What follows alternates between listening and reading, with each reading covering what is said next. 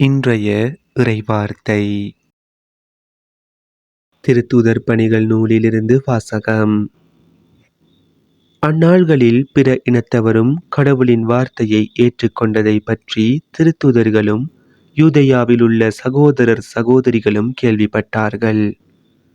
பேதுரு எருசலேமுக்கு திரும்பி வந்த போது விருத்த சேதனம் செய்து கொண்டவர்கள் அவரோடு வாதிட்டனர். நீர் ஏன் விருத்த சேதனம் செய்து கொள்ளாதோரிடம் சென்று அவர்களுடன் உணவு உண்டீர் என்று குறை கூறினர். பேதுரு நடந்தவற்றை ஒன்றன் பின் ஒன்றாக விளக்கிக் கூறத் தொடங்கினார். நான் யோப்பா நகரில் இறைவனிடம் வேண்டிக் கொண்டிருந்த போது மெய்மறந்த நிலையில் ஒரு காட்சி கண்டேன். பெரிய கப்பற்பாயை போன்ற ஒரு விரிப்பு 4 முனைகளிலும் கட்டப்பட்டு வானத்திலிருந்து இறக்கப்பட்டு என்னிடம் வந்தது. அதை நான் கவனமாக நோக்கிய போது தரையில் நடப்பன, ஊர்வன, வானில் பறப்பன, காட்டு விலங்குகள் ஆகியவற்றை கண்டேன். பேதுரு, எழுந்திடு, இவற்றை கொன்று சாப்பிடு எனும் ஒரு குரல் ஒலிப்பதையும் கேட்டேன். அதற்கு நான், வேண்டவே வேண்டாம் ஆண்டவரே, தீட்டானதும் தூய்மையற்றதுமான எதுவும் ஒருபோதும் என் வாய்க்குள் சென்றதில்லையே என்றேன். 2ஆம் முறையும் வானிலிருந்து மறுமொழியாக, தூய்மையானது என கடவுள் கருதுவதை தீட்டாக கருதாதே என்று அக்குரல் ஒலித்தது. இப்படி 3 முறை நடந்த பின்பு யாவும் வானத்துக்கு மீண்டும் எடுத்து கொள்ளப்பட்டன. அந்நேரத்தில் செசரியாவிலிருந்து என்னிடம் அனுப்பப்பட்ட 3 நான் தங்கியிருந்த வீட்டின் முன் வந்து நின்றனர்.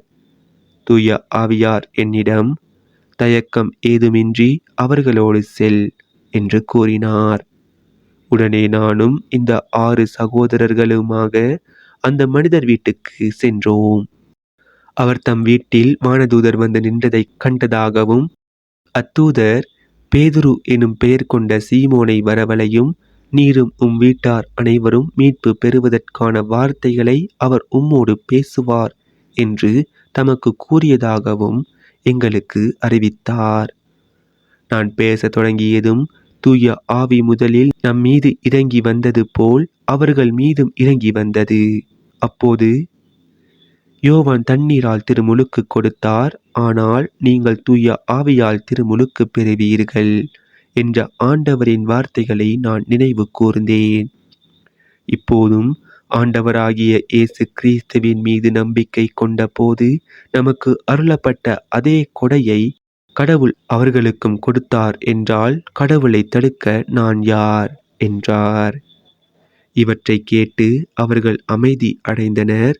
வாழ்வுக்கு வழியான மனமாற்றத்தை பிற இனத்தவருக்கும் கடவுள் கொடுத்தார் என்று கூறி அவரை போற்றி புகழ்ந்தார்கள். இது ஆண்டவர் வழங்கும் அருள்வாக்கு. இறைவா, உமக்கு நன்றி.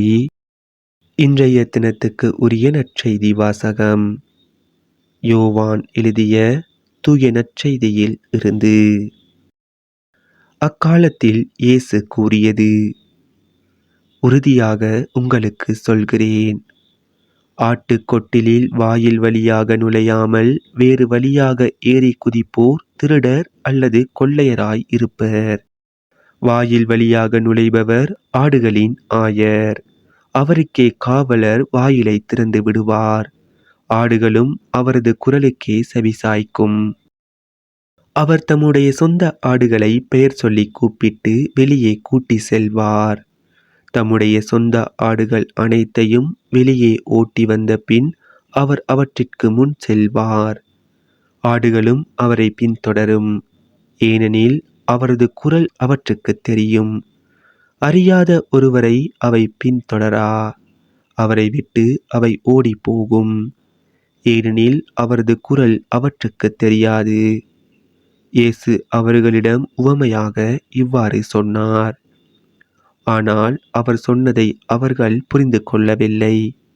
மீண்டும் இயேசு கூறியது, உறுதியாக உங்களுக்கு சொல்கிறேன், ஆடுகளுக்கு வாயில் நானே. எனக்கு முன்பு வந்தவர் அனைவரும் திருடரும் கொள்ளையருமே. அவர்களுக்கு ஆடுகள் செவி சாய்க்கவில்லை.